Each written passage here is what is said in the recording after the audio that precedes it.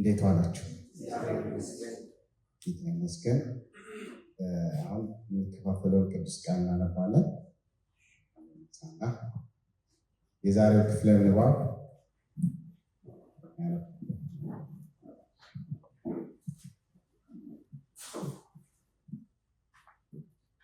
በጌታ በኢየሱስ ስም እናነባለን። ስለዚህ እናንተ አስቀድሞ በሥጋ አሕዛብ የነበራችሁ በሥጋ በእጅ የተገረዙ በተባሉት ያልተገረዙ የተባላችሁ ይህን አስቡ። በዚያ ዘመን ከእስራኤል መንግሥት ርቃችሁ ለተስፋውን ቃል ኪዳን እንግዶች ሆናችሁ በዚህም ዓለም ተስፋን አጥታችሁ ከእግዚአብሔርም ተለይታችሁ ያለ ክርስቶስ ነበራችሁ። አሁን ግን እናንተ በፊት ርቃችሁ የነበራችሁ በክርስቶስ ኢየሱስ ሆናችሁ በክርስቶስ ደም ቀርባችኋል። እርሱ ሰላማችን ነውና ሁለቱን ያዋሃደ በአዋጅ የተነገሩትንም የትእዛዛትን ሕግ ሽሮ በመካከል ያለውን የጥል ግድግዳን በሥጋው ያፈረሰ፣ ይህም ከሁለታቸው አንድን አዲስ ሰው በራሱ ይፈጥር ዘንድ ሰላምንም ያደርግ ዘንድ ጥልንም በመስቀሉ ገድሎ በእርሱ ሁለታቸውን በአንድ አካል ከእግዚአብሔር ጋር ያስታርቅ ዘንድ ነው። መጥቶም ርቃችሁ ለነበራችሁ ለእናንተ ሰላምን፣ ቀርበውም ለነበሩት ሰላምን የምሥራች ብሎ ሰበከ። በእርሱ ሥራ ሁላችን በአንድ መንፈስ ወደ አብ መግባት አለንና። እንግዲያስ ከእንግዲህ ወዲህ ከቅዱሳን ጋር ባላገሮችና የእግዚአብሔር ቤተሰቦች ናችሁ እንጂ እንግዶችና መጻተኞች አይደላችሁም። በሐዋርያትና በነቢያት መሠረት ላይ ታንጻችኋል። የማዕዘኑም ራስ ድንጋይ ክርስቶስ ኢየሱስ ነው። በእርሱም ሕንፃ ሁሉ እየተጋጠመ በጌታ ቅዱስ ቤተ መቅደስ እንዲሆን ያድጋል። በእርሱም እናንተ ደግሞ ለእግዚአብሔር መኖሪያ ለመሆን በመንፈስ አብራችሁ ትሰራላችሁ። አሜን። ጌታ ሆይ እናመሰግናለን። ይህን ቅዱስ ቃልን እንድንታዘዝ ጸጋ እንድትሰጠን በኢየሱስም ሌላ አማራጭ የለንም። ቅዱስ ቃልህን የምንሰማበት ቅዱስ ቃልህን ደግሞ የምንታዘዝበትን ጸጋ ስለሰጠን ተመስገን። አእምሯችንን ሁሉ በዚህ ባርክ በኢየሱስ ስም አሜን። ተባረኩ። አንባቢ እግዚአብሔር ባርክ። ባለፈው ሳምንት ያነሳ ነው ምዕራፍ 2 ላይ የግለሰብን የግል ሕይወትን በተመለከተ እኛ የነበርንበትን ሀሳብ ቅዱስ ጳውሎስ ሲያነሳ ጌታችን መድኃኒታችን ኢየሱስ ክርስቶስ በተነሳበት የትንሣኤው ኃይል ነው እኛን የሚያስነሳው እና የእሱ ስራ የእሱ ድንቅ ታምራቱ ይቀጥላል። ዛሬ ከቁጥር 11 ጀምሮ ሁለቱን ቁጥሮች እኔ ደግሞ ላንበባቸው። ስለዚህ እናንተ ቀድሞ በትውልድ አሕዛብ የሆናችሁ በአካል ላይ በሰው እጅ ከተደረገው የተነሳ ራሳቸውን ተገርዘናል በሚሉ ያልተገረዛችሁ የተባላችሁ ያንን አስታውሱ። በዚያን ዘመን ከክርስቶስ ተለይታችሁ ከእስራኤልም ወገንነት ርቃችሁ ለኪዳኑም ተስፋ ባዕዳን ሆናችሁ በዓለም ላይ ያለ ተስፋና ያለ እግዚአብሔር እንደነበራችሁ አስታውሱ።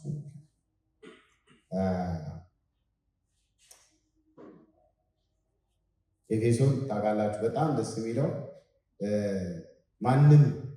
ማንም የእግዚአብሔርን ጸጋ፣ የእግዚአብሔርን ስራ፣ የእግዚአብሔርን ኃይል በደንብ ስለሚያቀርብ ስለሚያመላክት ነው እንጂ እዚህ ጋር ይሄ ሁለቱ ቁጥር ብቻ የዚህ ውስጥ የተነበበው ነገር እንደ ሰው ስታስቡት ከበድ ማለት የተዘረዘረበት መንገድ እያንዳንዱን ቃላቶች ብንመለከታቸው በጣም ጥልቅ፣ ግን ማህበራዊ ተአምራዊትነቱን ደግሞ እግዚአብሔር እንደቀጠለ ታያላችሁ። በግል ደግሞ በግል አስነስቶናል፣ በግል አድኖናል፣ በግል ከድቅድቅ ጨለማ ወደ ድንቁ ብርሃን ገፍቶ ወደ ልጁ ወንጌል አድርሶናል።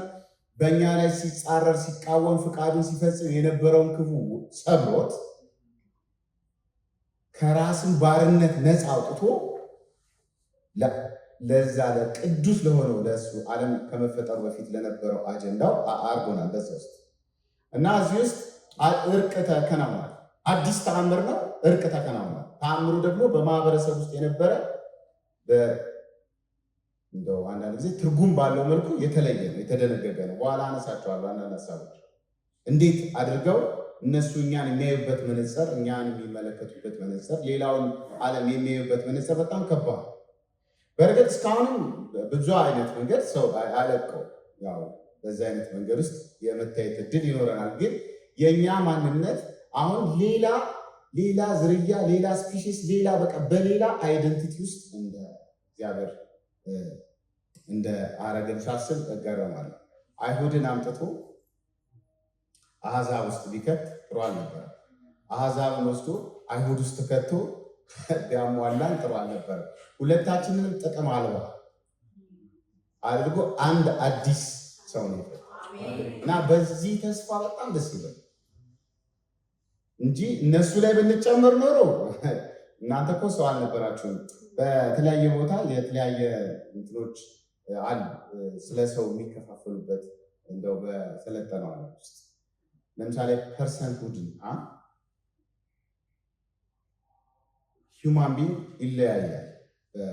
በአካባቢ አንዳንድ ጥናቶች ሂውማን ቢንግ ዝም ብሎ ሰው ነው፣ በቃ ዝም ብሎ የሚንቀሳቀስ ለሳይንስ ለምርምር ለሳይንቲፊክ ኮሚኒቲው ሳይ ማይል ወይም ደግሞ የሆነ እውቀት ኮንትሪቢዩት የማያደርግ ከሆነ ዝም ብሎ ስለዚህ አደጋ በምታደርሱበት ጊዜ በመኪና አደጋ ገጯቸው የገጫቸው ሰዎች ላይ ወንጀሉ እንትያ ማለት ነው። ሰው ነው የገደልከው ወይስ ሰው የሚመስል ማህበራዊ እንስሳ? ሰው ማለት የሚያስብ የሚመራመር ወይም ደግሞ በእነሱ ኮሚኒቲ ውስጥ በጣም ጥሩ የሆነ ሰው እና ይህም ሆኖ በየቦታው መከፋፈሉ መቆራረጡ እንደቀረ እንደሌለ እንዳትቆጥሩ። አሁንም በተለያየ መልኩ በእኛም በዚህ አይነት መንገድ አለ። ይሁንና ግን አዲስ እይታን ቅዱስ ጳውሎስ ለኤፌሶን አማኞች በዚህ አይነት መንገድ ያስተዋውቃል። የእኔና የኢየሱስ ግንኙነት ብቻ ሳይሆን የእኔና የኢየሱስ የእኔና ደግሞ የእኛና የክርስቶስ በብዛት ሲሆን የእኛና የክርስቶስ ነው። ከዚህ ቁጥር በኋላ የምንመለከታቸው ሀሳቦች ይህንን ነው። ይህ ክፍል እንግዲህ በክርስቶስ ደም የተመሰረተውን አዲሱንና ያንን ማይተካውን የማይጠፋውን ዘር ያሳያል። ይህ ክፍል በዚህ ክፍል ውስጥ የተዘረዘሩት ሀሳቦች ቁጥር 11 እና ቁጥር 12 ቅድም እንዳነበብኩት የመገለል ታሪክ ነው። የመገለል ታሪክ ነው። አሕዛብ ቅዱስ ጳውሎስ እዚህ ጋር በግልጽ የሚነግረን አሕዛብ እንደነበራችሁ አስቡ ይላል። ምን አሕዛብ መሆናችንን ማሰብ ምን ያስፈልገዋል? ታሪኩ ሌላ። እዚህ ገላትያ መጽሐፍ ውስጥ ስለ መዳን በተከራከሩበት ክርክር ውስጥ እንኳን አሕዛብን እንዴት እንደሚመለከቷቸው ለማሳየት ሞክሩ። ምዕራፍ 2 ቁጥር 15 እኛ በትውልዳችን አይሁድ እንጂ ኃጢአተኞች አሕዛብ ያልሆንን ይላል። እኛ በትውልዳችን አይሁድ እንጂ ኃጢአተኞች አሕዛብ ያልሆንን፣ እንደ ኃጢአተኞች የሆኑ አሕዛቦች እንደነሱ ያልሆንን እኛ ይላል። ግን እዚህ ክርክር ውስጥ በጣም የሚገርመው እኛ እንኳ በዚህ ስያሜ ውስጥ የማንታወቀው ኃጢአተኞች ያልተባልን እስራኤላውያን ለመጽደቅ በምንመጣበት ጊዜ በኢየሱስ ከጸደቅን ኃጢአተኛ መሆናችንን አረጋግጠናል የሚለው ውስጥ ያው እነሱም ኃጢአተኛ አይደለንም ይበሉ፣ እኛም ደግሞ ኃጢአተኞች ናችሁ ይበሉን እንጂ ሁለታችንም ክርስቶስ ያስፈልጋል። ቅዱስ ጳውሎስ እዚህ ይህንን ሀሳብ ነው በዚህ ውስጥ ያነሳው። ሌላ መገለጫዎች አሉ።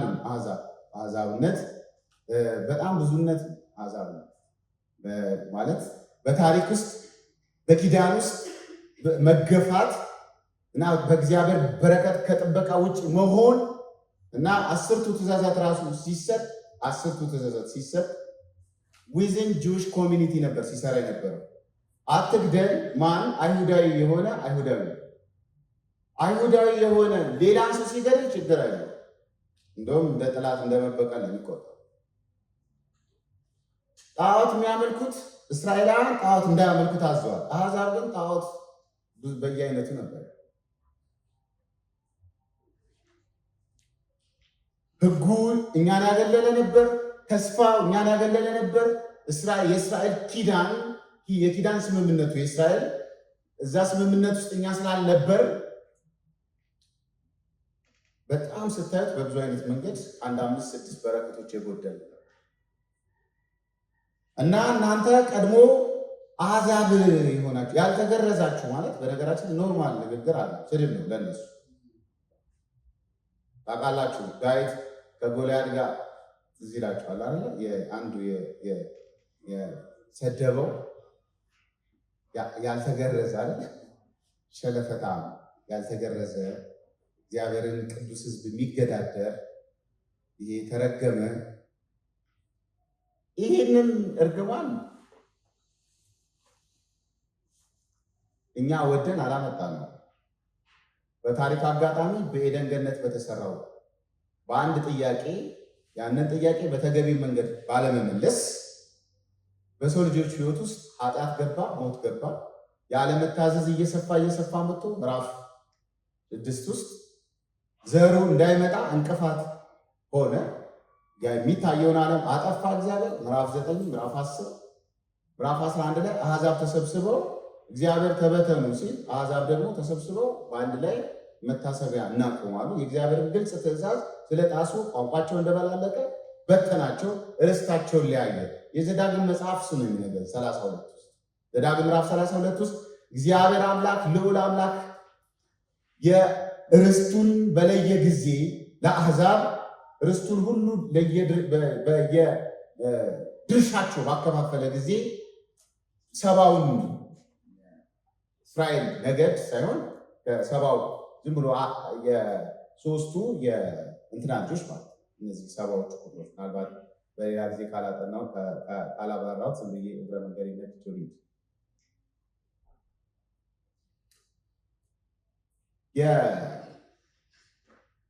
የዘፍጥረት ምዕራፍ 9 ውስጥ ይህን ሀሳብ ታገኙ። ከውሃ የተረፈው ዓለም ሙሉ በሙሉ በጠፋው ዓለም ውስጥ የተገኙ እነዛ 8 ሰዎች ከ8 ሰዎች ውስጥ የተገኙ ደግሞ 70 የልጅ ልጆች አሉ፣ ዝርያዎች አሉ። 70 አንዱ 26 አንዱ 14 አንዱ 30 ሶስቱ ሴም ካም ያፌት የሚባሉት 70 ነገድ መሰረቱ። እስራኤል ከሱ ውጭ ነው። እስራኤልን አላካተተም። እስራኤልን አያካተተም። በለየ ጊዜ ልዑል እግዚአብሔር እስራኤልን ለራሱ ርስት አደረገ ይላል። ሌላውን ለወደቀው መላእክትና ለወደቀው የሰው ልጅ አስተሳሰብ ተላልፈን ተሰጠ። ለዛ ነው ምዕራፍ 1 ኃይላት፣ ግዛታት፣ አለቃትን እነዛን አራቱን ኃይላቶች ካወደመ በኋላ የትንሣኤው ኃይል እኛን ደግሞ በእኛ ላይ ሲሰራ የነበረ ሲሰለጥን የነበረ አሁን ደግሞ በማያምኑ ሰዎች ላይ የሚሰራ አለቃ መንፈስን እሱን መጥቶ ነፃ አወጣ። ለዛ አሁን ይህንን መሰረት ሲነግረን በታሪክ ውስጥ የእግዚአብሔር የኪዳኑ የበረከቱ አካል አልነበርንም። እኛ በጨለማ የተዘጋብን ነበር። ለዛ ነው በጨለማ የሚሄድ ሕዝብ ታላቅ ብርሃን አየ የተባለው። አሕዛብ የአሕዛብ ገሊላ በኢሳይያስ መጽሐፍ ውስጥ የአሕዛብ ገሊላ የተባለው አሕዛብ ድቅድቅ ባለ በሞት ጥላ ውስጥ ሲሄዱ የነበሩ አሕዛቦች ጠቅላላ ማለት ነው። የክርስቶስ ኢየሱስ መምጣት የእግዚአብሔር ተስፋ እውን መሆን ለአሕዛብ በጣም በጣም በጣም ዋና ነገር ነው እና የነበራችሁበትን ነገር እንዳትረሱ። አሁን ካላችሁ ኮምፈርት ዞን፣ አሁን ካላችሁ መፈታት፣ አሁን ካላችሁ ነፃነት፣ አሁን ካላችሁ የእግዚአብሔር ልጅነት የሚያዘናጋ ምንም ነገር እንዳይገጥማችሁ ተመልከቱ። በሰውኛ እንኳ የተገለላችሁ ነበራችሁ። እነሱ በእጅ ተገርዟል፣ እነሱን ደግሞ በእጅ ያልተገረዛችሁ ይሏችኋል። ሌሎችም ስድቦች አሉ። እነሱን ብዙ ማንሳት ብዙም ጥቅም ላይ ነው። አማኞች ከዳኑበት ጸጋ የተነሳ የመጡበትን አስከፊና ጨለማ ያንን ድቅድቅ ሕይወት እንዳይረሱት ጳውሎስ አስታውሱ እንዳትረሱ። ለምን በ5 በረከት አሕዛብ የተገለሉ ነበሩ። አንደኛ ከክርስቶስ ተለይተው ይላል። ከክርስቶስ ተለይተው ክርስቶስ የላቸውም። የክርስቶስ ሕይወቱን ተስፋው አልነበራቸውም። እሱ ብቻ አይደለም፣ ከእስራኤል መንግስት ወገንተኝነት ተለይተው ነበር። እግዚአብሔር በብሉይ ኪዳን ውስጥ በመንግስት ውስጥ እስራኤልን እንደ ራሱ መንግስት ይቆጥራል። የራሱ መንግስት ናት። የእግዚአብሔር መንግስት ማለት የምትወክለው እስራኤል ናት። እስራኤል ከተነካች ሁሉን ነገር ማድረግ ይችላል። አሁን ግን በአዲስ ኪዳን እግዚአብሔር ሕዝብ እንጂ አገር የለውም ስንል አንዳንድ ጊዜ ሰዎች ድንግጥ ይላል። እግዚአብሔር ሕዝብ ነው ያለው፣ አገሩ እኛ ነን። በኋላ እመጣበታለሁ። አንድ ቆሮንቶስ ምዕራፍ 10 ይህንን ሀሳብ ይናገራል። ለአይሁድ፣ ለአሕዛብ፣ ለክርስቶስ ኢየሱስ ቤተክርስቲያን አይሁድ አንድ፣ አሕዛብ ሌላ፣ ከሁለቱ ደግሞ የክርስቶስ ቤተክርስቲያን። ስለዚህ እግዚአብሔር አገሩ ትኩረቱ ዋና ነገሩ እኛ። ይሄ በጣም በልባችን ውስጥ በጣም ሊቀመጥ ይገባል። እንደተተውን እንደተናቅን ምናምን እንዳናስብ በጣም ጠቃሚ ሀሳብ። ከእስራኤል መንግስት እስራኤል ውስጥ አይደለም የገባ ነው፣ እኛ ውስጥ አይደለም የገቡት። ሁለቱም ጠፍተው አንድ አዲስ ሰው፣ አንድ አዲስ ሶሳይቲ፣ አንድ አዲስ ማህበረሰብ፣ አንድ የለውጥ አማራጭ ለዚህ ማህበረሰብ ውስጥ። እቺ ማህበረሰብ ደግሞ ለመንግስት ህሊና ናት፣ ለመንግስት እርሾ ናት፣ ለማህበረሰቡ ስታንዳርድ ናት። በጣም የሚገርም ናት ቤተክርስቲያን። በጣም በዚህ ድክም ባለ እንትን ውስጥ ሆነን ስለምንሆን አይደለም። እኛ ክርስቶስ ኢየሱስን ይዘን ክርስቶስ ኢየሱስ ስሙ የተወከለብን ስሙን ተሸክመን የምንሄድ ሰዎች። ሁልጊዜ ግን ካለንበት ነባራዊ ሁኔታ አንዳንዶቹ ነገሮች ያው ልንጠራጠራቸው እንችላለን። በሶስተኛ ደረጃ ከተስፋው ቃል እንግዶች ናችሁ። ለተስፋው ቃል እንግዶች ናችሁ። እግዚአብሔር ተስፋ ሰጥቷል። ዘፍጥረት ምዕራፍ 1 እና 2 እግዚአብሔር ፈጠረ። ምዕራፍ 3 ላይ ውድቀት መጣ። ውድቀቱ ሲመጣ 3:15 ተስፋው ለአሕዛብ ለሰው ሁሉ ነው የገባው። ግን ይህ ተስፋ አልቀጠለም። 3:15 የአሕዛብ ሁሉ ተስፋ ነው። እስራኤል የምትባል ሀገር አልነበረችም፣ የአሕዛብ ነው።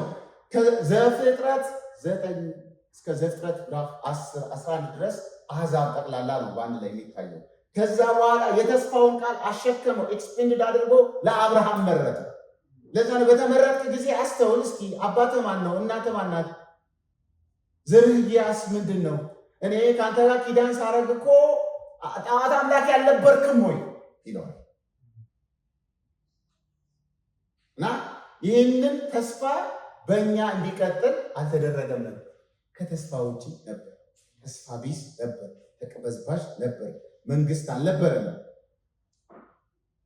መንግስት ሲባል የግዴታ ይሄ አሁን በማህበራዊ ሳይንስ ውስጥ ተዋቅሮ አሁን እንደተዋቀረው አይነት መንግስት አንድ ሀገር መንግስት ለመባል አንድ ሀገር ለመባል ብዙ ስታንዳርዶች ያወጡትን አይደለም እያልኩ ነው። ገዢ አልነበረንም፣ ጠባቂ አልነበረንም፣ አስተዳደር አልነበረንም፣ ተስፋ አልነበረንም። የተስፋው ቃል እኛን ያካትት ነበር፣ ግን እኛን በሆነ መንገድ ለየን። ለዛ ነው የገላትያ መጽሐፍ ውስጥ ደግሞ ቅዱስ ጳውሎስ ለአብርሃም እኮ በዘርህ ስለ ብዙ ሰዎች አይደለም የሚናገረው፣ ስለ አንድ ሰው እንደሚናገር ለዘርህ ነው ያለው። ዘርህ ክርስቶስ፣ እሱ ለአሕዛብ ሁሉ ነው የገባው ተስፋ ይላል። በአዲስ ኪዳን ውስጥ ነው ያካተተ። መካተታችንን ሁሉ ያወቅን እንጂ የእግዚአብሔር እስራኤል ማለት በብሉይ ኪዳን ውስጥ የዓይኑ ብሌን ነው። እስራኤልን የነካ እግዚአብሔር ነው የነካ፣ መንግስቱን የነካ እሱ ወዶ ፈቅዶ አሳልፎ ካልሰጣቸው በስተቀር ማንም ነካ አሸንፏል።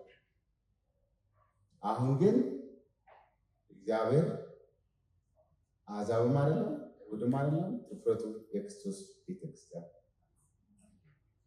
እግዚአብሔር ይመስገን። ከተስፋው ኪዳን እና ተስፋ አተን ይላል። ተስፋ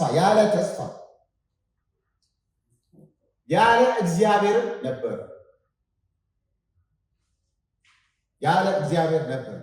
አሕዛብ እንደ ጁሾች እንደ ኤቲስት ነው እኛን የሚቆጥሩ።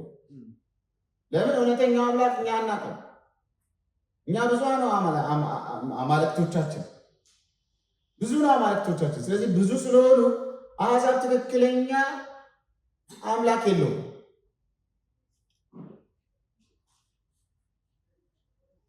በአጠቃላይ መገለጥ እግዚአብሔር ራሱን ገልጧል። ከፍጥረት ራሱን አሳይቷል። የማይቻለውንና ትልቁን ኃይሉን በአሕዛብ ውስጥ አስቀምጧል። ስሙን በግልጽ ጽፏል። ግን እያወቁ አመፁ ነው የሚለው። እግዚአብሔርን አውቀውት እንደ አምላክነቱ ስላላከበሩት ስላላመለኩት የሚያመካኙ አጡ ተብሎ የሁሉ የኃጢአት ዝርዝር በሮሜ መጽሐፍ ምዕራፍ 1 ቁጥር 18 ላይ ጀምሮ ያሉት ነገሮች የአሕዛብ ታሪክ ነው። እውነትን በአመፃ ስስፍን አፍነው የሚይዙት ሁሉ የእግዚአብሔር ቁጣ፣ ስለዚህ በአስፈሪው የእግዚአብሔር ቁጣ ስር ነበር ነው። እንደውም እነሱ የሲኦል የእሳት ማገዶ ናቸው። አሕዛብ ሲኦልን ለማንደድ ሲኦልን እሳት በጣም ለማያያዝ ነው አሕዛብ የተፈጠሩት ብለው ነው የሚያስቡ። እኛ አይነት በጣም ከባድ እንደነበረ እንደው እንኳ ዝም ብዬ በሆነ አይነት መንገድ አሕዛብ ነኝና እንደው ልገረዝና ወደ አይሁዲነት ብገባ ሁለተኛ ዜጋ እንደ መጀመሪያ ዜጋ አይቆጥሩም። እስራኤላዊ ሁሉ እስራኤላዊ አይደለም ስለሚል ከአብርሃም የተወለዱ ዘሮች አይደለም፣ በተስፋ ያሉትን ብቻ ናቸው። ከዛ እና አማኞች አስተውሉ፣ በዚህ ነገር ውስጥ ነው ያለፍነው። ይህ ነው እንግዲህ ሁኔታችን። ከዚህ ነገር ውስጥ ሁሉ ሆኖ ታዲያ መኖር ይቻላል? ያለ እውነተኛው አምላክ፣ ያለ ተስፋ፣ ያለ ኪዳን፣ ያለ መንግስትነት ማለት ምንም። አሁን መንግስት አለን፣ መንግስት አለን ብቻ አይደለም፣ እያንዳንዳችን መንግስት ነን የሚለው ራዕይ መጽሐፍ ውስጥ ከነገድ ከቋንቋ አምጥቶ መንግስታት አደረጋቸው ነው የሚለው። መንግስት እያንዳንዱን ኢንዲቪዥዋል የእግዚአብሔርን መንግስት ወክሎ የሚሄድ የእግዚአብሔር መንግስት ወኪል ነው ማለት ነው። እና ክርስቶስ በጣም ብዙ አይነት በረከት፣ በጣም ብዙ አይነት የትንሣኤው ጉልበት፣ ሌላ ብዙ ተአምራቶች ያደረገ ከዚህ ሁሉ አውጥቶ ይህንን ያደረገበትን ትልቁን ስራ ሲናገር 13 እስከ 18 እንደዚህ ነው። አሁን ግን እናንተ ቀድሞ ርቃችሁ የነበራችሁ ክርስቶስን በክርስቶስ ኢየሱስ ሆናችሁ በክርስቶስ ደም አማካኝነት ቀርባችኋል። በክርስቶስ ደም አማካኝነት በክርስቶስ ሆናችሁ በክርስቶስ ሆናችሁ ክርስቶስ በሰራው የመስዋዕትነት የቤዛነት ስራ እሱ ባቀረበው በዛ ደም በእግዚአብሔር ልንሆን የእግዚአብሔር ልንሆን የእግዚአብሔር ቤተሰብ ለመሆን በዛ ቀርበናል። ቀርባችኋል። ርቀው የነበሩ አሉ፣ ቀርበው የነበሩ አሉ። የሁለቱም ዋና ነገር ግን ሰላም ለመስጠት ሰላም ለማድረግ ክርስቶስ ራሱ ሰላማችን ሆነ። ለዛ ነው ሮሜ ምዕራፍ 5 ላይ በእምነት ለጸደቁ በእምነት ስለጸደቅን የእግዚአብሔር የራሱ ሰላም አለን። በረጋችን ላይ እኛ ራሳችን ሰላም ለማሳጣት ራሳችንን ካልፈለግን በስተቀር ሰላም አለን። የተጠቀጠቀ ሰላም ዮሐንስ ወንጌል ውስጥ ለጥቂት ጊዜ ታዝናላችሁ፣ ዓለም በዛ ወቅት ይስቃል፣ ይደሰታል። ከዛ በኋላ ሰላም፣ ደስታ ታገኛላችሁ፣ ደስታችሁም ከእናንተ አይወሰድም። ስለዚህ ሰው በሆነ አይነት መንገድ ሀሳብ ፈጥሮ ለማዘን ይሞክራል እንጂ እግዚአብሔር በክርስቶስ ኢየሱስ ውስጥ ያለው በእኛ ውስጥ የተቀመጠው ያ ደስታ እሱን እኛ የምንኖርበትን ንጽረተ ዓለም እኛ የምንኖርበትን ዓለም የመቃኘት የማስተዳደር የመግዛት የመቆጣጠር አቅም አለ። ለምን እናዝናለን? ካለ ቁጭ ብለን ማሰብ ነው እናዝንባቸው ጥቂት ምክንያቶች።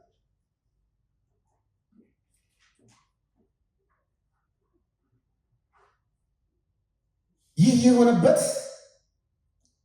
ሁለቱን አንድ ያደረገ የሚለያየውን የጥል ግድግዳ ያፈረሰ ሰላማችን እርሱ ነውና እኛና እነሱን እኛ እነሱ እኛ ያስባለው ያ የጥል ግድግዳ ምንድን ነበር? ከላይ ያነበብኩት እግዚአብሔር የሰለሞን ቤተ መቅደስ በሚያድስበት ጊዜ እና በሚሰራበት ጊዜ ለአሕዛብ ምናልባት በዚህ መጥተው አሕዛብ ስምን ከጠሩ እንደው በሁሉም ዘንድ የተፈራህና ቅዱስ አምላክ ስለሆን ትንሽ ቦታ የአሕዛብ አደባባይ የሚባል ቦታ ተሰርቶ ነው። እንግዲህ ኢትዮጵያዊም ከሆነ የእኛም ጃንደረባ ሄዶ እዛው ነው የአሕዛብ አደባባይ ነው፣ መቅደስ ውስጥ አይገባም። እና እዛ ግድግዳ ውስጥ በግሪክና በላቲን ግልጽ የተጻፈ ሀሳብ ስቴትመንት የሚገርም እንደዚህ ማንም ይህንን ማለፍ አይችልም። ማንም ይህንን ግድግዳ አልፎ ቢገኝ ቢገደል ቢሞት ተጠያቂው ራሱ ነው። መቅደስ ውስጥ መግባታችን ዘው ማለት ነው። ጌታችን መድኃኒታችን ኢየሱስ ክርስቶስ ቤቴ የጸሎት ቤት ይባላል፣ የአሕዛብ የጸሎት ቤት ይባላል ሲላቸው አሕዛብ አደባባዮች ቦታዎች ላይ በጣም በቃ ማለት አሁን አንዳንዱ ነገር ያው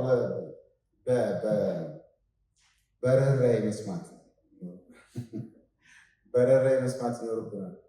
ያው ያንን ቦታ አሕዛብ ድንገት መጥተው ወደ ከእግዚአብሔር ጋር ህብረት እንዳያደርጉ ያ ቦታ የነጋዴዎች ቤት ነው፣ የወንበዴዎች ዋሻ ነው።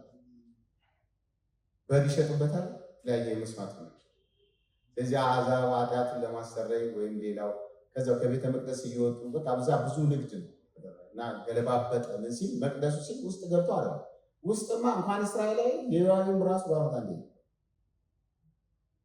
ሌዋዊም አይደለም ከሌዊ ዘርም አንዱ አይችልም።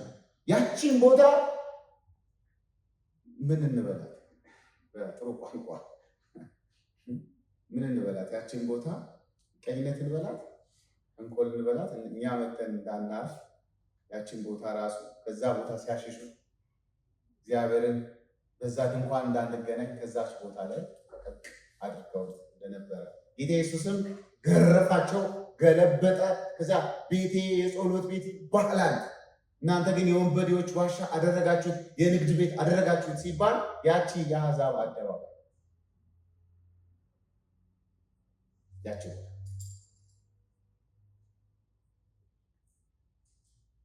ማለፍ አይቻልም። የጥልም ግድግዳ መፍረስ ነበረበት። በማህበራዊ፣ በፖለቲካዊ፣ በሰው ለሰው የሚያለያየውን ያንን ሰዋዊ ስርዓቶች ሙሉ በሙሉ በስጋው አፈረሰ፣ በሞቱ አፈረሰ። እግዚአብሔር ይመስገን። የጥልም ግድግዳ በቤተ መቅደስ ውስጥ አሕዛብንና አይሁድን የሚለይ ያ ግድግዳ፣ ግልጽ የሆነው ግድግዳ ጳውሎስ ክርስቶስን ይህንን ግድግዳ በመስቀል እንደሰበረ ቦታ እንዳሳጣው፣ ስፍራ እንዳሳጣው፣ ምንም አቅም እንዳይኖረው፣ ኃይል እንዳይኖረው፣ ባዶ እንዳደረገው ነው የሚል አፈረሰው፣ ባዶ ሆነ። እኛም እነሱም ወደ እግዚአብሔር የምንቀርብበት አዲስ መንገድ ክርስቶስ ኢየሱስ ብቻ ያፈረሰው በደሙ ነው። በተነው፣ ፈታው፣ ተረተረው። መቅደሱ ተቀደደ፣ ተሰነጠቀ። ሰውና እግዚአብሔር በየትኛውም ጊዜ ሰውን ቢፈልግ፣ ሰውን በፈለገው ጊዜ እግዚአብሔርን ቢፈልግ የሚገናኝበት በልጁ በክርስቶስ ሆነ። ቦታ፣ ስፍራ፣ ዝርያ ምናምን ከሰው የተወለደ ሁሉ በአጠቃላይ እግዚአብሔርን የሚያገኝበት መንገድ እሱ ሆነ። በፊት ግን ፕሮሰሱ ብዙ ነው። እኛ በጣም ያው አንዳንዶቻችን ወደ ባዕድ አምልኮ ሄደን እግዚአብሔር ለማስቀናት ካሰብን ለአሕዛብ ሩቅ ነው። በጣም አታስቀምጡ። ድሮ ነበራቸው በጣም ማለት እንደ ድሮ እንኳ ቶለሬት አያደርግ አንዳንድ ነገሮች ያው እናንተ አሕዛብ በጣዖት አምልኮ እግዚአብሔርን ለማስቀናት በጣም በጣም ሩቅ ነው አችሉ። ከዛ ስለወጣን መደነቅ ነው ያለ። አትርሱ የሚለው ወደ ተረት ወደማይጠቅም ወደ በቃ ብዙ ነገሮች አሁን ቤተክርስቲያን እየተፈተነችበት ያለ ባህላዊ፣ ሃይማኖታዊ፣ ብሔራዊነት ዘር እንኳ ለማለት አስቸጋሪ ዘረኝነት ብሔርተኝነት የሁሉ ቀውስ ለዛ አዲስ ሰው ዋጋ ነው። በነበረን ጥሩ ነገር ላይ አይደለም የጨመረ የነበረንን ምንም ያደረገው አዲስ ሰው አዲስ ፍጥረት በጣም ይገባል። የመለያ ግድግዳውን በኢየሩሳሌም ቤተ መቅደስ ውስጥ ያለውን ያንን ግድግዳ በስጋው እንዳፈረሰ ሊያውም ሕግን ከትእዛዙ ከስልጣኑ ጋር በስጋው ሻረ ይላል። በትእዛዛት በሕግጋት ነው የተደነገገው ያ መለያየት። እግዚአብሔር በሙሴ በሰጠው ሕጉ እውነት ነው የእግዚአብሔርን አጠቃላይ ፈቃድ ማለት ነው ሕግ ግን አሁን እኛን የመያዝ የማስተዳደር የመግዛት አቅም የለውም። ለምን?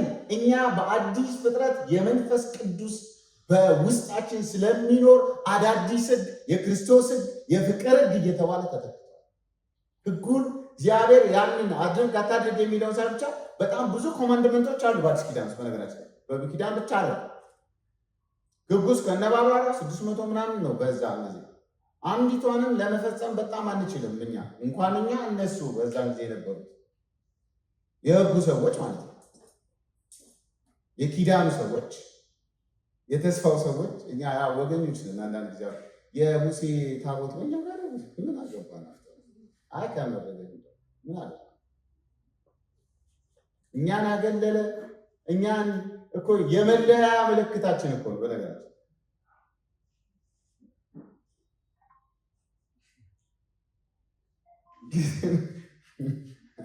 ያው ብዙ ጊዜ አንዳንድ ጊዜ የምናስበው ነገር ሀሳብ ሉክዠሪየስ የሆነ ሀሳብ በጣም ማለት በጣም ሉክዠሪ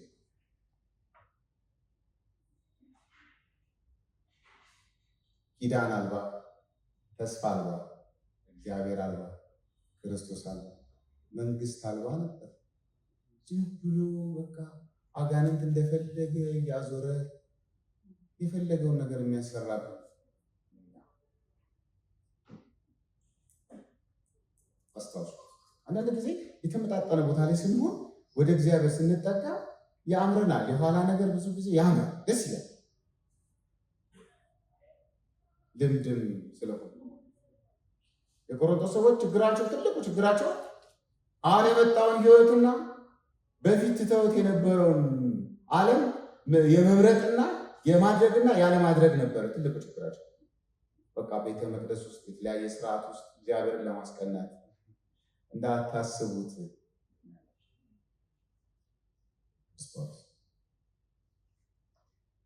ዓላማ አይሁድን አሕዛብን ሕጉን ሻረ ሲል እኛን የከፈለበትን እኛን የለየበትን ሙሉ በሙሉ ደመሰሰው፣ አጠፋው። ከነ ትእዛዛቱ በስጋው ላይ ሻረው፣ ፈጸመው።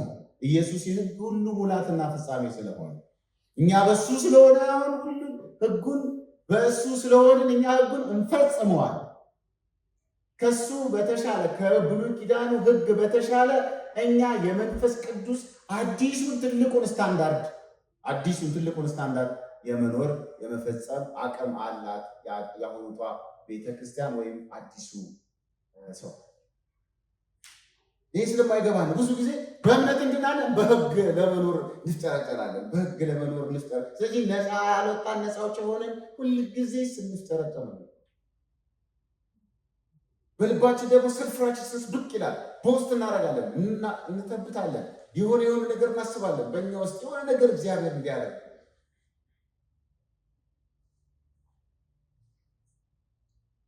ከሙሴ ሕግም ከሞራል ሕግም ከምንም አይነት የተሻለው ሕግ የክርስቶስ ሕግ በእኛ ውስጥ ይፈጸማል። አማኞች በዚህ በጣም በቃ ማለት ያለ መንፈስ ቅዱስን ትኩረት ያላረገ ክርስትና ሄዶ በሆነ ቦታ ላይ ዲስከሬጅመንት የሚፈጥረው ሃይማኖት ነው። አሕዛብን ወደ አይሁድ ለመለወጥ አይደለም ያደረገው እግዚአብሔር ዓላማ።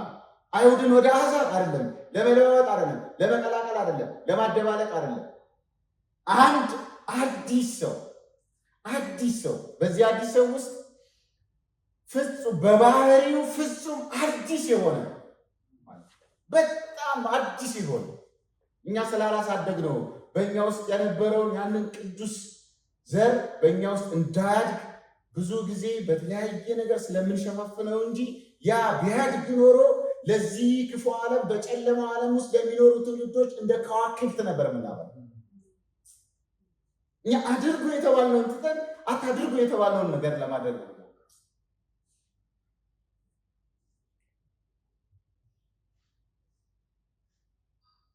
አይሁድን ወደ አሕዛብነት አልተለወጡ፣ አሕዛብም ወደ አይሁድነት አልተለወጡ። ሁለቱም ተደምስሰው ሁለቱም ጠፍተው ቤተ ክርስቲያን የተባለች አዲስ የክርስቶስ አካል ተፈጠረች። በዛ አዲስ ሕይወት ውስጥ በዛ በአዲስ አካል ውስጥ በአዲሱ መንገድ በአዲሱ የክርስቶስ ትንሣኤ እኛ ክርስትና የምንኖረው።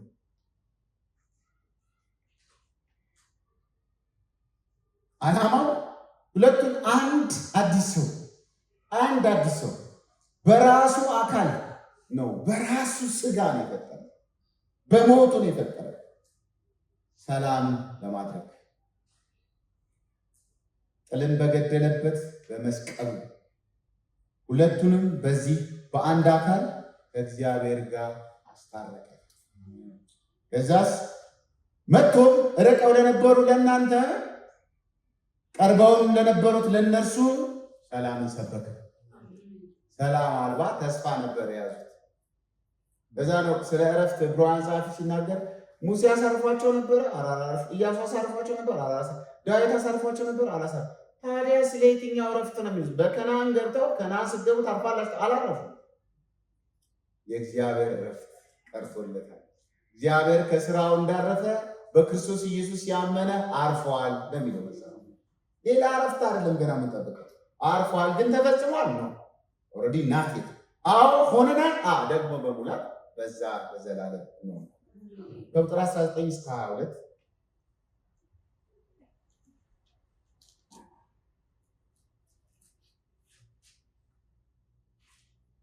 እንደዚህ ላይ ከዚህም የተነሳ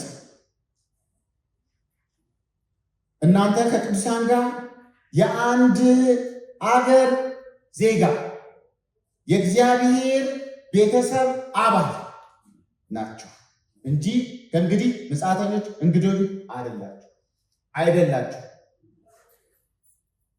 ይህ ቁጥር 19 በጣም ነው የሚገርም። እዚህ ውስጥ ካያችሁ የአንድ ሀገር ዜጋ የእግዚአብሔር ቤተሰብ አባል what does God want? እዚህ ምድር ውስጥ ይህን ስነ ፍጥረት ሲፈጥር እግዚአብሔር ምንድን ነበር የሚፈልገው? አምልኮማ ከሆነ መላእክቱ እኮ ያመልኩት ነበረ ሰማይና ምድር ሲፈጠር በኢዮብ መጽሐፍ ውስጥ እንደሚናገር እኛን ፈልግ ነበር። ምድራዊ የሆንን የእሱን መልክ የተሸከምን የእኛን ቤተሰብ ያንን በምድር ላይ የነበረውን ቤተሰብ ይፈልግ ነበር። አሁን በክርስቶስ እውን አደረገ። ያን ቤተሰብ ብዙ ጊዜ ብዙ ለማጥፋት ተሞክሯል። ያ ቤተሰብ የታረደው በግ የክርስቶስ ኢየሱስ የደሙ ኃይል በደሙ የተደረገው ቤዛነት እዚህ ውስጥ አገር ቤተሰብ ምናምን ነው የፈጠረው። ትንሽ ልንገራችሁ። በብሉይ ኪዳን ውስጥ በኤደን ገነት ሰው ከወደቀ በኋላ በምን አይነት መንገድ እንደሆነ አናውቅም፣ ብቻ ልብስ ቆዳ እንደለበሰ መጽሐፍ ቅዱስ ይነግራል። የበጊውን የፍየል የተለያየ እንስሳ አናውቅም፣ ግን በአጠቃላይ ሚኒንግ ግን ወደዛ በአብርሃም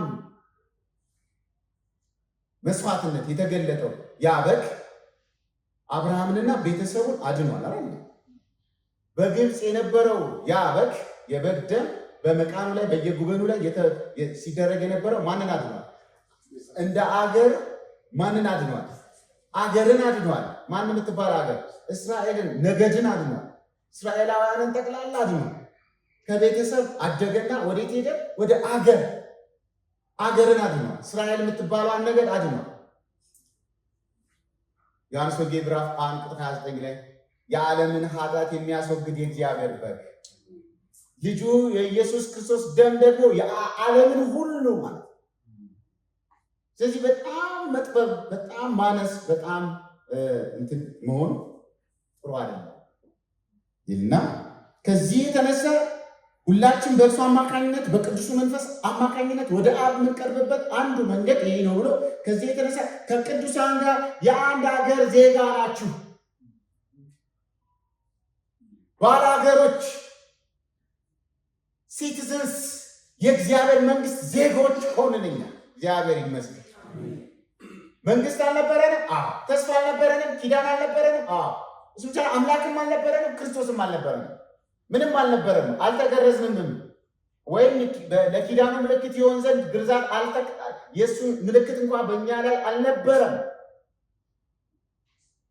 የገላትያ አማኞች ለመገረዝ አሰቡ። ጳውሎስ በጣም በቃ ደከመውና አንዳንዶቹ ለመገረዝ ፈልገው ከፈለጉ ይነቀሉት። በነገራችን ላይ ተገርዘው አስገርዘው ይዘው ሄደው ይሄው አንድ አሕዛብ አስገርዘናል ብሎ ይሉ ነበር እና በጣም አሕዛቦችን ደስ ብሏቸው ከዛ ምዕራፍ 3 ምን አይነት አዚም ነው! በመንፈስ ጀምራችሁ በመንፈስ ተአምራት አድርጋችሁ በመንፈስ ተአምር ድንቅ መከራ ሁሉ ተቀብላችሁ በእምነት ሁሉ ሆናችሁ አሁን በስጋ እንደገና እና አንዳንድ ጊዜ ማስታወስ በጣም ጠቃሚ ነው።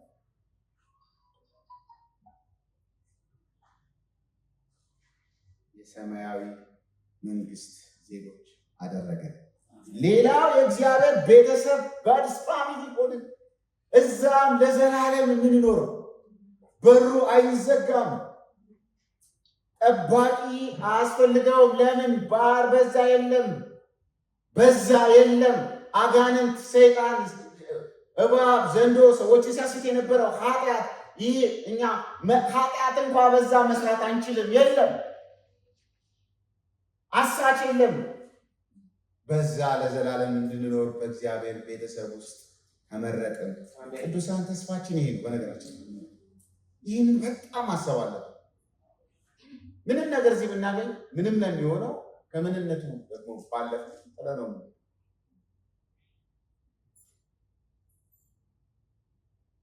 መቅደስ ሆንን የሚነግረን ሌላው የእግዚአብሔር ቤተሰብ አባል እንጂ ምጽአተኞች እንግዶች አይደላችሁ። በሐዋርያትና በነቢያት መሰረት ላይ ታንጻችሁ የማዕዘን ራስ ድንጋይ ኢየሱስ ክርስቶስ ራሱ ነው። አሕዛብንም አይሁድንም ሁለቱንም አንድ አድርጎ የማዕዘኑ ራስ ያተቀመጠው ልክ የሆነው ነገሮች ሁሉ በሱ ትክክል እንዲሆኑ በሱ እየታዩ ማንም በክርስቶስ ካልሆነ ምንም አይሆንም። ማንም በክርስቶስ ቢሆን አዲስ ፍጥረት። ስለዚህ በሰው አይሆንም። በማንም ሰው ወደ እግዚአብሔር መቅረባቸው እሱም ራሱ መቅረቢያ መንገድ ነው።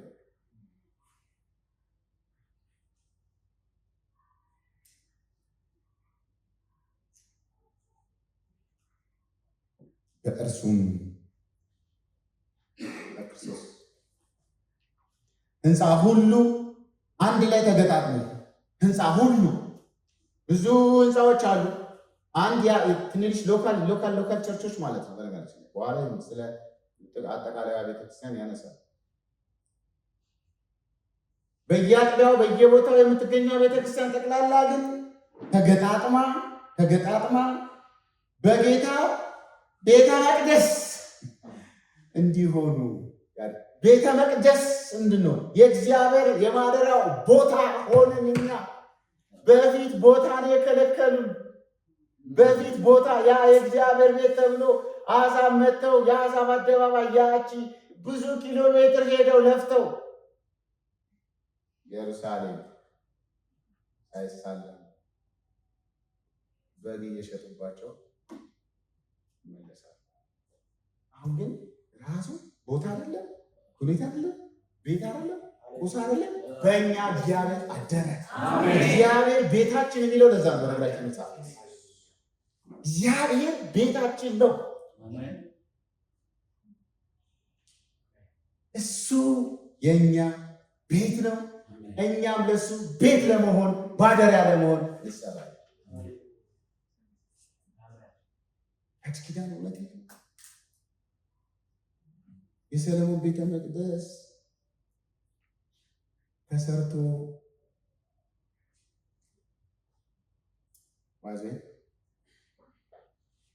ደቀ መዛሙርቱ አንዳንድ ጊዜ ግር ይላቸዋል። ኢየሱስ የሚያወራው ነው። ለምን? እነሱ ታሪክን ሲረዱ ሲተረጉሙ የነበረበት መንገድ ሌላ። እነሱ ይህ አምላካቸው የሁሉ አምላክ ይህ ጌታቸው የሁሉ ጌታ እንደሚሆን አስቡ። ለእስራኤል መቼ ነው መንግስትን የምትመልሰው ይላሉ። ገና ብዙ ዓመት ነው። አታውቁም እናንተ አንተ ታናሽ መንጋ አትፍራ፣ እግዚአብሔር አባትህ መንግስትን ይሰጥህ በጎ ፈቃድ ነው እኮ ተብሎ ተብሏል። እና እግዚአብሔር መንግስት በመካከላችሁ ነው ተብሏል። ግን እነሱ የሚያስቡት አሁንም ክልል፣ ሰፈር፣ ጎጥ።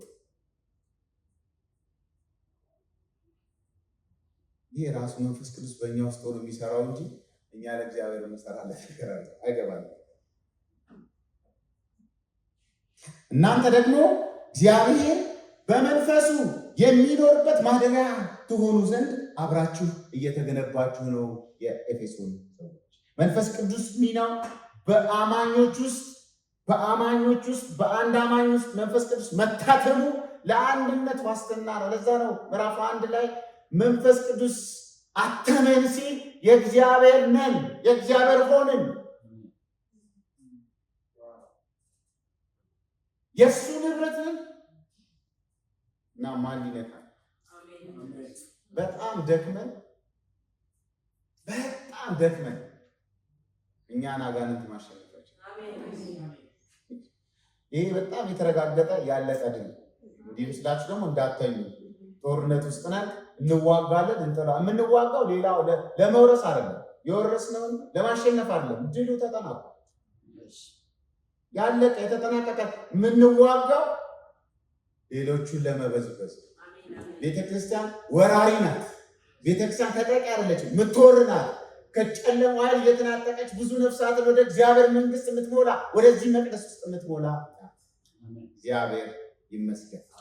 እግዚአብሔር በእኛ ውስጥ ያደረገው ይህ ድንቅ ነገር፣ ይህ ተአምር በጣም ነው የሚቀጥለው ሳምንት። በዚህ ምክንያት እኔ ጳውሎስ ለእናንተ ለአሕዛብ የኢየሱስ ክርስቶስ እስረኛ የሆንኩት በዚህ ምክንያት ነው። ለእናንተ ጥቅም ሲባል ነው፣ እንዳታፍሩ በመከራዬ ይላል። ስለዚህ ሚስጥር እነግራችኋለሁ፣ እነሱም ማይገባቸው ናቸው። ከዚህ ቀደም የተገለጠላቸው ሐዋርያት ቢሆኑ ነቢያት ቢሆኑ አገልጋዮች ቢሆኑ አልገባቸውም። ይሄም ደግሞ አሕዛብ በአንድ ተስፋ በአንድ ወንጌል እንደሚወርሱ እግዚአብሔር ያደረገው ድንቅ ስራ ነው። እግዚአብሔር የዚህ ሀገር ሳይሆን የሰማያዊ ዜጋ፣ የመንግስቱ ዜጋ፣ የእግዚአብሔር ቤተሰብ፣ የእግዚአብሔር ማደሪያ ስላደረገ እግዚአብሔር